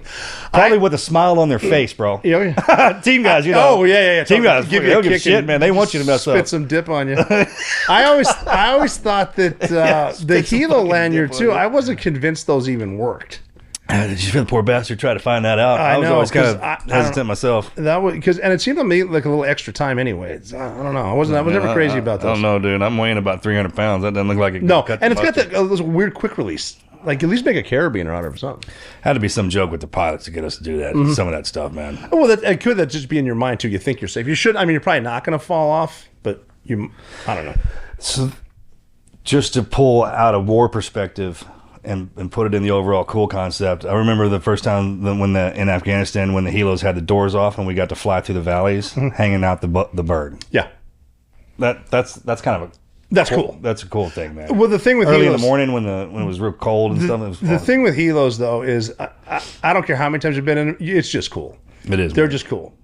Yeah, it's hanging out the side of a 60 like some straight up Vietnam stuff. It's just cool. Like on the movies. Yeah. I felt like that. Oh, yeah. And then you look around all the boys. When we were going in, it was always dark, so I couldn't really see much. But on the way back out, like first in the breaking light, and you look at all the guys, and they get that look. They're just kind of staring out of the bird at the scenery, and you look at them like, God, dude, look at these motherfuckers, man. I don't know what they're thinking, but they look cool. Yeah, that's I kept thinking. I would always think like, dude, look at these suckers, man. They freaking look. Part of the job is looking cool. They look cool as shit, man. I stopped wearing cami paint though. I thought that was cool in Buds for like the first time, and then it's like this kind of sucks. Then we had platoon chiefs that made us wear it all the time. That was one of our SOPs you had to. I had a West Coast platoon chief that wanted us to always carry 10 quarts of water, and I was like, we have water purifiers. Yeah, I feel like that was an Iraq thing too, man. Yeah, it's a lot of weight. Well, I mean, Iraq's different. But this is like 1990s. That's a lot. Train man. like you train. It's a hell of a lot. Yeah. Well, that was what kind of got to us is we became combat ineffective. We were so heavy with what was in the ruck and then our armor and everything. Like, hey, look, if I get into a fight here, I'm too exhausted. Yeah, it's too much stuff to be It's too much stuff to moving around. Yeah, that's why, I mean, you got to carry... I don't care what kind of shape you're in. No, that's too big of a ruck, too. Especially, and you know this, how fast those dudes can move in the mountains. That is insane. And that's something to watch them do that. I was running an outstation in Asadabad, Afghanistan, which is like north of Jabad or whatever. It's up there in Indian country. And I had a dude with me who was a collegiate track guy. And one day on a boring day, we decided we're going to have a ram fight and we're going to eat shawarmas and then we're going to have a relay race up and down this hill. And this collegiate runner could not beat dudes in flip-flops. And in a man dress. Not even close, probably. Not even close. Those dudes can run up that damn hill. With their mouth closed. Yeah. And they don't drink water. It's a different planet. I don't think people realize, like before I went to Afghanistan the first time, and I asked the dude what it's like, he said, you got to see it. You won't believe. You will not believe me. Jurassic Park kind of deal, man. Oh, yeah. Yeah, you got to see it to believe it. We had a mission one time that one of the things we were doing, I heard some chatter from the locals. They were talking about there's a fire-breathing dragon in the mountain, and he gets mad and he yells, and that's the thunder. And but every morning he wakes up and he spits a jewel in the sky, and it's the sun. And he goes, the only way you can kill it is with a German-made B-52, which isn't a thing. But that's what they're saying, okay? Because they read it somewhere or whatever, and so the locals, that's just folklore. Like, you don't even know what you're taught. And so I went up to some bosses, I'm like, hey, I got an idea. Let's go tell these locals, if you tell us where the Taliban is, I guarantee you I will put the sun up every day, and we'll kill the dragon. And my boss looked at me like, well, that's stupid. I'm like, but is it, though? Like, if they believe me and the sun comes up, outside the box, baby. Ultimate power. I tell people, man, it's possible to go back in time. There's a time remnant of people of every phase of life I think that we've been through. And if you go to the right place on the planet, you can find them. You can find them. What was your first experience in Afghanistan? I'll other never than the forget. Stench. Okay, so I can smell. I know when I'm outside of Texas. Like I have that kind of nose. And bro, you're right, man. When they open that plane door in Afghanistan, Iraq, you can smell it. Yeah, it's walking into an outhouse that's 120 degrees Fahrenheit. I never got over that. I mean, I never got used to it. I could always. You don't smell get used to it. You can smell it when you go to a concert and the shitters are full. Yeah, that's Afghanistan. Where'd you guys went to Bagram? Yeah. And what was the first part of Afghanistan like? I landed there. I think it was pretty sure it was in the morning.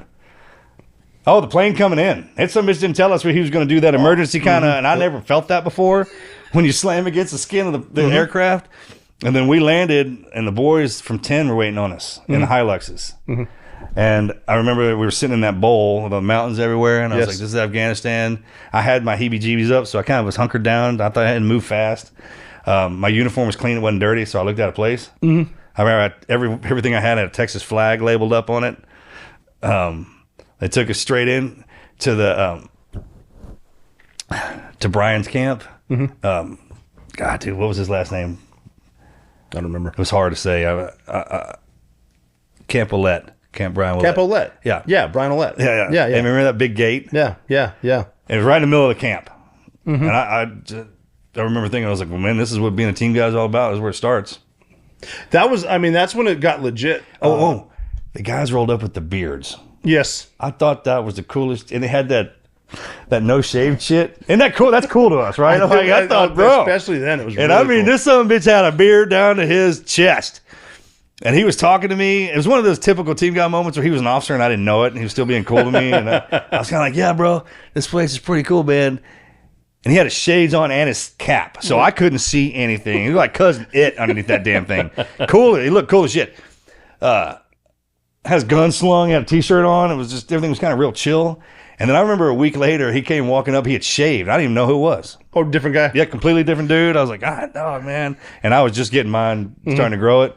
I was like, I hope I get to be here. It's typical team guy stuff. I was like, I hope I get to be here long enough to get this beard out. Oh, that's all we cared about. When we got through Green Team, they let us start growing right then because we're going to deploy in a few months. And when guys that aren't allowed to shave see the guys, are like, oh, you're doing something cool. God, dude, what are you doing? I know you're doing something cool, man. Play the part. Damn it. Every single time. And out in town. Some of the guys can do it well. Like some of our guys can play the part freaking great. Oh, yeah.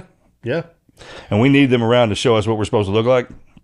Yeah. I started to learn too with the mountains. You gotta, like we were talking about the heavy ass rucks. You gotta cut weight. You gotta start cutting your weight now.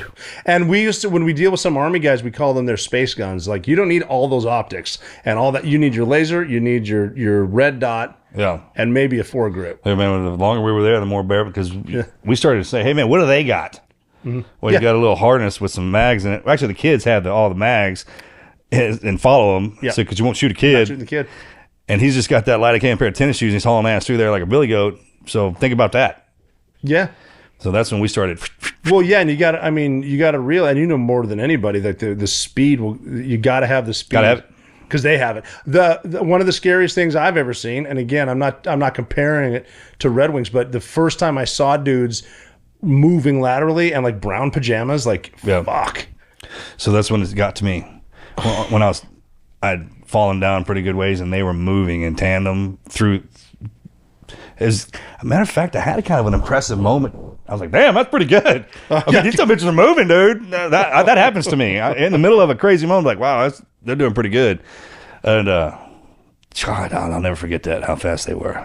What I don't want to get into the story. You've told the story so many times, but what was obviously Red Wings, Lone Survivor, that first shot, because you know they're coming. Yep. You know they're there. They've already got what's that first? Is it like, okay, guys? So we were set up in a diamond formation right off the top of the mountain, and I was looking up, and I'm talking from me to the ceiling is the distance between us, and I was on my glass, and there was this huge tree, and he had pulled this guy. I saw the AK muzzle came out the side of the tree, and then a guy come around, and he was hooded up. And then he pulled his head back around, and when he pulled his head back around, I looked underneath my armpit, down at Mike. I said, "Get back on the clock. We're fixing to get it on." And I turned back around and waited, and you could see them moving and setting. I mean, they're right there. They weren't trying to. How far? 30 meters, maybe. Jesus. Was that tree? And then in the distance, it was over 100 because both canyon walls were on our right and left. And that son of a bitch pulled his head around that tree again and pulled the mag on when it is when we started. And I remember I held my breath. The first time you do it, man, it's kind of like, yeah, I'm holding my breath right now, listening. My weapon was half and half, and I'll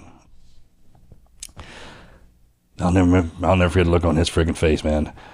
And then it was on. Yo, it just starts. It started from my left because I took the first shot, man. And when I did I was thinking it was going to come from up there, but it didn't. It came from the left side and started. Well, they're setting up on you. Yeah, they're setting up on us. And then once that happened, we tried to push to the right, and then they set up on us on the right, so they pushed us back in the middle, and then we weren't on the high ground anymore. And then the ground started breaking out from underneath us, and like a freaking trapdoor. I mean, it's so hard to trying to claw up back to a space where you think you could set down and you fall back down. You're trying to shoot and get shot at, dude. I started looking at all the other guys, how they were dealing with it, man, and you just couldn't. You'd flip over another guy. God, dog, it was crazy. And that lasted for a couple hundred meters, and it was dirt. And we were in a tree forested area. Like there was a lot of trees. Because we kept hitting it, trying to stop ourselves on the tree. Like you'd kind of step up and grab this thing, but then you'd have to fight and move around. You'd flip out of there again. And then it bottlenecked. And I thought about this a while. And there's a bunch of huge boulders. And it was a logging area. Like the limbs and stuff had been cut off all the trees, and they were laying down in this, all through there. And then when we flipped into that sucker, we thought was that grass area. We hit those rocks. Oh, dude, that's when it started sucking. Hitting the rocks? Yeah, hitting those rocks, man. Yeah. It sounds to me like it sucked from the beginning. Yeah, it did. I don't think people understand, too, because, the movie's outstanding, but the mountains aren't as steep in the movie as they are in Afghanistan. Like that. The freaking. You can't describe those mountains. And it's the things that you couldn't do to the actors that happened to us that would make it really suck. Like I remember biting my tongue in half, and Mikey's mouth was full of blood too, because our teeth were all black. I remember sitting there because every now and again we'd get to where we could get together and try to formulate a plan of what we were going to do, but we'd be missing somebody, so then we'd have to double back. And then I remember Murph sitting there, man. I was sitting on my butt, my hands on my knees, and I was just like, I was breathing so hard, it was hot. I just remember my lungs. I never felt that, and I was like, hey, it was, I guess, that thin burning air, and you could smell. Oh, the ground was on fire. And that was another thing kept happening. You just run through the damn RPG blast and catch the ground on fire. And, man, you look over, and Murph's teeth were freaking, his mouth full of blood, and he was trying to talk to me, and I was like, hey, man, you got some shit. Jesus. I was like, oh, wait, what's that? And the same thing about your tongue kept sticking to the roof of your mouth. So it was like talking to a dragger. When you were talking about that earlier, talking to a dragger, yeah. That's what was happening to us. And so we couldn't communicate. because you couldn't speak. And then everybody's gear had been, gypsy camped all over the damn mountain because the fall was just. Well, you're jumping off cliffs. They were jumping off all these rocks and trying to jump onto a tree and hold on to it and fire and pole down. I mean, it was something, man. I mean, what? You got to jump off a cliff. Like, you're trying to. I got to negotiate this. I don't have time. What you aim for the tree? There's no soft spot. Yeah, there's a couple. No, there wasn't. And I remember a couple of times, like trying to make it to. Luckily, they trained, like the O course kind of kept popping in my head. Mm-hmm. The rolling log. There was an actual example of that, and I was running down it. And this is what happened to me. I fell off of it, and my heel lanyard grabbed a limb, and I was stuck, hanging from it, just dangling from it. That happened to me. Shitting me. Nope. Talking about that halo lanyard, I forgot about that. No. And then I fell into this little crevice, and then they freaking started jamming us up, and then you could hear the fight shift. So they would see another one. Because they kept losing sight of us, because inside the canyon, we'd duck behind these rocks and we'd stay stationary for a little bit, but then another guy would move. We were bounding, and which I think ultimately saved our lives for a while. Yeah. All the bounding movements. But it just got so intense. And once they came up from underneath us in the village. Oh, I didn't know that part. Yeah, they came up from underneath. And once that happened. Jesus. Then I remember I was jammed in these rocks. My legs were kind of mangling. I was kind of leaning back like that, and I buried myself. And the sun was going down. It was getting dark. I didn't know which way to go. I could hear that stream running. I was so thirsty. I didn't have any water. All that stuff had been ripped off of me. But I kept thinking, I was like, well, I can't drink out of it because my buddies are in it. Jesus. And they were upstream in it. I mean, we were fighting through that damn stream left and right. You got to run across it, and just between me and you, no one else will get this besides the team guy. I remember when I ran through the stream, my feet got wet. I was like, "Damn it!" It was just one boot. Well, something bad just happened. All right, time out. Murph, I got my boot wet, dude. I mean, this is ridiculous. Yeah, that kind of stuff. That is funny. That's the torture of buds because I don't want to get wet. You don't get wet. You got a foot wet. Getting shocked, but now it got bad. And then it got to the point where it was just kind of moving because your body's moving. Like you're out of breath and you're trying to move. It was just one of those moments when I finally fell into that little deal. I was just so exhausted. I'd never been that tired. God dang. The tired and the thirst has got to be insane. Yeah, that's what actually got me up and moving. Because I was so freaking thirsty. Like something happens. There's a pain that goes with it. And I mean, once that damn thing hits you, bro, I was drinking my urine. My hands were so cut up. Oh God, it sucked, man. I was trying to do anything to take my mind off of what. And there are certain things that happen to the human body. Like when it gets hungry, I don't care what you're doing. Mm-hmm. If somebody gets hungry, that's what they're focusing on. Yeah, the body takes control, and thirst is the worst. And that dry mouth, because I couldn't, my tongue kept sticking to the roof of my mouth, and I would try and pull it out of there. I mean, this is the calamities of war, I guess. And then I didn't know which direction I was going. It was so dark. And I kept falling. And there was a couple of times there, I know you were going to ask me this, man. But like, hey, man, when was that breaking point? And I was like, okay. I was laying down. And the cloud cover kind of cleared up, and there was this tree on the side of the mountain. Remember Predator when he crawls into that tree out of the thing? It looked like that. Mm-hmm. And I was just kind of laying there on my back, my legs. I couldn't feel those, man. And I was like, God, I about had enough of this, man. I was like, I don't know what I about had enough, man. I was like, if you get me out of here, I'll straighten my ass up. I didn't think I was too far out of line. SEALs were allowed to get off chain a little bit. And sure enough, he got me. I thought it took him a long time to get me back. Oh shit! Another week out there. But oh my God. Yeah, there was a point when another week. Yeah, another week out there. I can't. I mean, just being there at the same time as you, but not in even close to what you're going through on the mountain. Simply just walking up. We had dudes because it wasn't all SEALs. We had everyone. Everyone's there, yeah. And we had dudes. I remember one dude took his med pack off and just dropped it. He can't carry it anymore. And one guy said, "Well, I want to quit." I'm like, well, where the fuck are you gonna go? You got nowhere to go. You're here. Can't call nobody. Yeah. Everybody else was trying to do their own thing. And I mean, and this isn't a shot at the guys who fell out. No. Because when the guys finally did make it in there, there wasn't very many of them, and they were beat to shit. Oh, yeah. Yeah. I still keep in touch with a lot of them, man. And that was the most impressive thing when they found me. I was like, look at you, hard son of bitches, man. I couldn't believe it. We were on the, this is coming down into the Shuri. Yeah. We were coming down. And we were having, because we'd been up a couple days too, just walking. Though again, we're not in it. We called some A10s, whatever. I remember having a conversation. One of the guys sat down and said, I got to sit down. I can't go anymore. And I said to them, good, you just tell Mrs. Luttrell that we didn't get him because you quit. And he goes, you're right. And I said, do me a favor, give me that exact same speech. I don't think I can go anymore. Yeah, send it back. Yeah, I need to hear that. Yeah, man. And then we got the radio call that, someone just made it in there. And we're like, good. And then now that it's over, we're like, where the fuck do we go? It's over. We got to get out of here now. That was the crazy thing. We're driving. And this is where I haven't told anybody this, man, but if I ever had a chance to get Peter Berg to do an alternate ending to the movie and put in what y'all had to go through to get me, to get us out of there, all of us, that's the craziest story. And just the fact going up into that gauntlet and to where, I mean, you want to talk about sticking me into the worst place ever to come get me? The worst place. Worst place. And the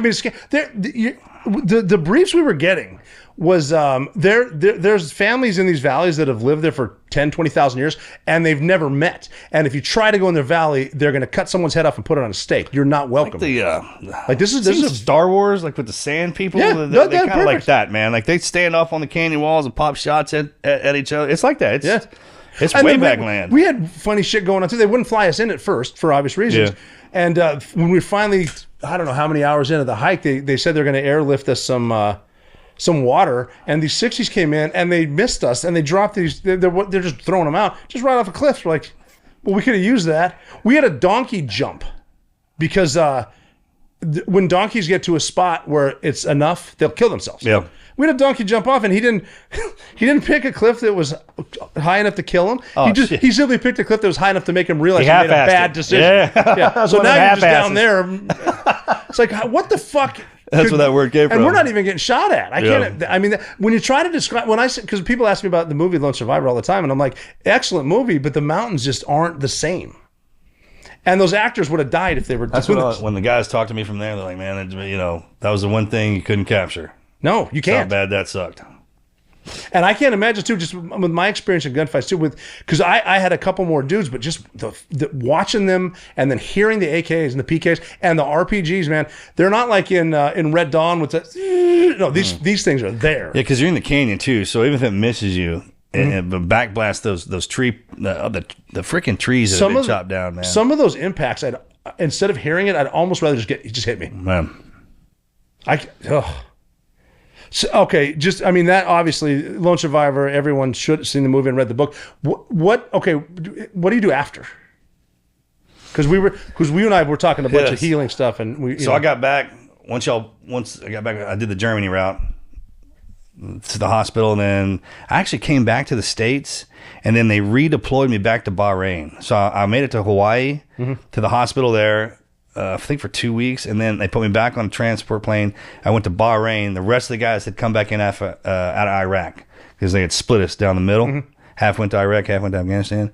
And then I came back with them. And I got to see my family after that. So it was... and that might have lasted 2 weeks, bro. And then we got orders to Team 5. So actually, they were trying to move me to Team 2.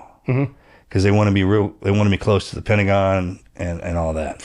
If you know how this works, this part. Well, you know where I'm going with this. Yeah. So everybody was, and I'll hand it to when they sent me to 5 because they were next on the block too. They were going into Ramadi, and then I remember my brother was at STV's with me, and he was in a platoon doing a workup, and my orders came through that I was going to over to 5. And some of the guys were like, man, it's going to be, but you're leaving your brother out here, man. That's kind of a big deal. I was like, oh, he'll be going with me. And they're like, no, you don't break. That's just not possible. He's in the middle of something. I was like, no, he'll be going with me. It was the only thing I asked for. The Admiral asked me if he could grant my one wish, what would it be? I was like, can my brother stay with me? And he's like, absolutely. Yeah. And I'll never forget the look on the warrant's face when those orders came through from my freaking brother. He's like, who do you know? Well. I was like, how about that? I got one silver bullet. I burned it on my brother, man. And So we went out to 5 and fell right into the workup. And at first, I wasn't supposed to be. God, I was going through I was in the hospital still and having all these surgeries, and they stacked that platoon, that Ramadi platoon, with the hardest dudes. I mean, it was the best time. It was the best deployment. Mm-hmm. I was beat to shit. I was in a leadership role. I mean, I got to go outside the wire a few times, but I was LPO kind of deal. Mm-hmm. And the guys were great, man. So I just hid out there. Yeah. And we were there for 7 months, I think. It was hard. Like, all the guys got hit and wounded, man. We didn't lose. It was the same spot Chris Kyle got. Yeah. All his stuff. And Mark Lee and all them died. Mm-hmm. Yeah. Jeez. And then they got back to command. And this is when it started for me, man. They're like, hey, as soon as you get back, man, it's on. Oh, we were sitting at the chow hall in Ramadi. One of the guys in my platoon goes, hey, man, there's a book out about your story. And it had the cover online. I didn't know what online was. I didn't know what MySpace was and all that stuff like that. And so the younger guys were into all that. Like Shane, all them, they could find anything on the internet. I wasn't into that. Mm-hmm. And then that came up, and that's when I first got so guys are probably going to know about it, because I was told to keep it top secret. That's coming out. You're not. That's what it's not. And they told me that too, and they trained me for everything. That was one of the coolest things, man. So when I got back, I got to go hang out with Admiral McGuire over at Warcom. He was my shadow, my top cover. And I actually got a Warcom badge. How about that? Nicely done. Can you believe that? Yeah, you made it. I made it. And I'll never forget these politicians and all these people would come over to do a dog a pony, would call the team, and Master Chief Nashchek, he would always answer the phone. I know who he is. Great dude. And he would freaking hammer there. He's like, you think you're more important than America and training my Navy SEALs? He watched out for me like you couldn't believe, man. Well, then they gave me some freaking media training and started sending me through all these schools to get me ready to start going on TV. Mm-hmm. And then they sent my ass to New York in a suit, pulled me out of my uniform, like, hey, here's your new uniform, put this suit on. Here's your agents. They gave me my lawyers, all my publishing, everything. They facilitated all of that. Really? It was an assignment. Mm-hmm. Yeah. Which I didn't know what to do. I never even heard of anybody having to do that. But then someone's like, hey, independent operator SEALs, y'all do everything. So this is part of it. And then they just put me on the road. And that was my new job. Recruiting, yeah. Yeah. That's quite a change too, and that's everything turned that's the whole. You want to make God laugh. Tell him what your plan is. Then it's for tomorrow. So this is when the hardest I ever been hit coming out of SEAL teams was this, and there wasn't anybody there to hit me. I had one of my bags. I was leaving the team, last one out. Right, the door shut behind me, and I left one of my parabags inside the fence, and I went to scan my ID to get back in. It wouldn't open. Yeah. Are you kidding me? He went from a team guy to a piece of shit, and I mean, that's the whole. I just felt like one, I know. No one said anything to me, but it was just like I can't even get my bag. Can't get my bag out. I was here. You know me. I heard dudes, and that's the thing though. That it's a train moving 100 miles an hour. God. Stay on as long as you want. Once you hop off, it's over. It gets better too, because the guys were walking by. I was like, hey, I need help with my bag. Like, can we help you, sir? You're shitting me. Yeah, they gave me that one. I'm like, oh yeah, we're already there. Like, that's where we're at. This is a secure area, sir. And I was like, all right. I wasn't even out of the freaking military, man. Oh, but that's how they did it. And it was cool, man. No paddles, no nothing, just like deuces. That's it? Yeah, that's it, man. And I would rotate back through. Navy commissioned everything, all my flights, everything where I stayed. They took care of everything. All the way up until the movie was out and done. And then once all that completed, then I was done. Yeah. Wow. Yeah. And that was a whirlwind too, when the movie came out. Because when I ran into you in New York, we did a private screening, and I think you just flown in from Japan. Yeah, how about that? Just so we could meet up. Yeah, they sent me down to Japan and a couple other places. It's quite a flight. It is. Bro. Like on the way back, Mel thought she was going to die from the jet lag. Because we were only for a couple of days. Yeah. Now, if you go down there and hang out, that's different. Mm-hmm. I had a good time. Saw Godzilla in the harbor. Tried to find a samurai sword. Did the whole thing a team guy would do, right? And then we came back. And Peter Berg and Mark Wahlberg and all those guys, they were great. I mean, I got blessed with that crew to do that because of what we did. I mean, your story in itself, I try to tell people ask about you all the time to me. I'm like, hey, man, imagine being the one guy who shot Hitler. I mean, you're talking about Rob I mean, that's a hand selection by the Almighty. Like, he's one who got tasked with that. That could have been any of us. Oh, yeah. Could have been freaking any of us. And he got one picked to do that. There's a weight that comes with that. Big time. A huge weight that if you've never seen him have to carry it, it's unbelievable. And the only reason I know it because of the weight I have to carry. But I'm on the opposite end of it. We were on the beat down side. Like, you represent what it's like when we kick everyone's ass. I represent what happens when we get our asses kicked. I was like, but there's a weight that goes along with that, and we're not trained in that in the beginning. No, not even a little bit. Well, because we were talking earlier, and my plan was to be a Master Chief and then be a Buds instructor. Well, that's probably one of the best conversations you and I ever had, because that was my plan. That's it. That's what I'm going to do. I wanted to be that crusty ass Master Chief, freaking bury me under the grinder. Yeah, kick ass mustache. Fucking kick ass mustache. Yeah. Nope, wasn't in the cards, man. So and it happened so fast too. For me, it was simply because the guy in front of me decided to go straight, which means I need to go right. That's it. He goes right, I go straight.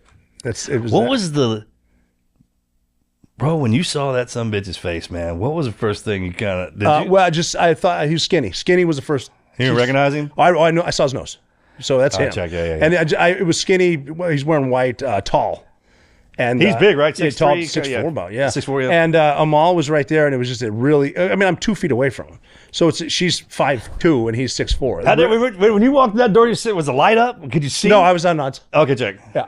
So there might have been some backlighting some way because we did see through the curtain at the top of the stairs some people moving, which is why the point man went straight, and that's why I went right. But when I saw him, it was just it's him. And I mean, even before, it's like, okay, he's up there, and we got to go because I was waiting for 4. I wanted 2 more dudes. I wanted 4 more, but I'll take 2. But then we had to go because we only had 23 guys total. Everybody know that helo went down? Not until we got in the house. I had to be told. I thought they did really, man. It didn't make that much noise. I heard them saying Dash 1 going around. They were saying Dash 1 going down. And then when our helo pilot let us out, how about that for Marble Mouth? What did he say? Well, then they put us down, and we were going to the roof, and then this pilot went back down because he saw it. Didn't make sense to me, and I was like, well, I guess we're starting the war from here for some reason. But and then, but again, like you said, you do your thing. The tactics happen, and then all of a sudden, that's how fast it was. And I had a dude come into me, and he had to say, "Are you good?" I'm like, "Yeah." What do we do? That fast? What do we do now? And he goes, "Now we find the computers. You do this every night." I said, "Yeah, you're right." And holy shit! And he goes, "Yeah." You just killed Osama bin Laden. Your life just changed. Get to work. That's what he said to you. Yep. And then it went back to normal routine. Yeah, find the stuff. SSE. Yeah. Now we can leave. Let's call in that 47 because we got to blow up this 60. When did that set in? Right after. Right I know it didn't happen while you were there. Well, it sort of did, but we're getting out. When it really hit me was. I'm talking about when that somebody hit you, like when everyone else is coming in with that look on their face. When we're on the 46, well, because everyone was asking, everyone in the house, who got him? And it was funny because my nickname was. Bro, I'll get chills thinking about it because you know how guys are like, who the hell did it? And it was funny because I was known for telling jokes, and my nickname was Nizro, Navy SEAL Rob O'Neill. And they go, who got him? They go, Nizro. They go, fuck, we're never gonna hear the end of this.